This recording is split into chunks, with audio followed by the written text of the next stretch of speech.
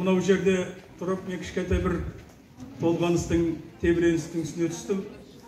Біріншіден 1977 жылы 17 қыркүйекте тура осы сахнада Емне Арыстанұлы Букетов қолымызға сынақ кітапшасы мен студенттік билет беріп еді.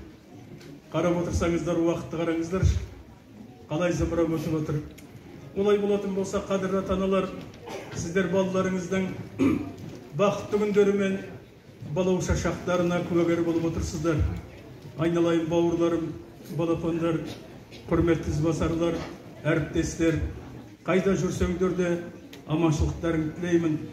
Бір ғана мәселе, тура 40 жыл өткен кезде әрқайсыңыз немереңіздің осы жерде диплом алғанына куәгер болыңыздар, шетінемеңіздер, амандықта болып, барлығыңыз бір-біріңіздей құрмет тұтып осы жерде тарих факультетінің ұл-қыздар деген әдемі атта қастерлей біліп, ыстық ықыласпен, сағынышпен жүздесетін уақыттарға келсін.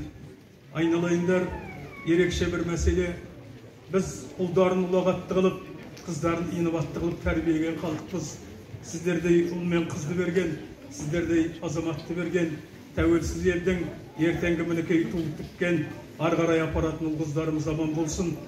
Замана тұр, бір күн алып ойланып, сол түн ойлар кетті бізді қайдалып, сол түні біз сенің туған күніңді, туған сіңіліңнің 18-ге келген күнін тойладық дейді.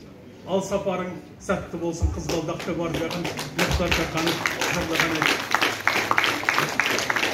Құрметті қыздарым менің, қызғалдақтарым менің, бір-бір шаңырақтың гүлі, бір-бір шаңырақтың жыры, бір әкенің мақтанышы, бір әулеттің ұрпағы ұлдарым, әрқашанда қадамдарыңызға гүл бітсін. Менің алдымда екі ұстазым тілек айтты. Тілеуқор осындай болар. Біздің факультет ерекше факультет.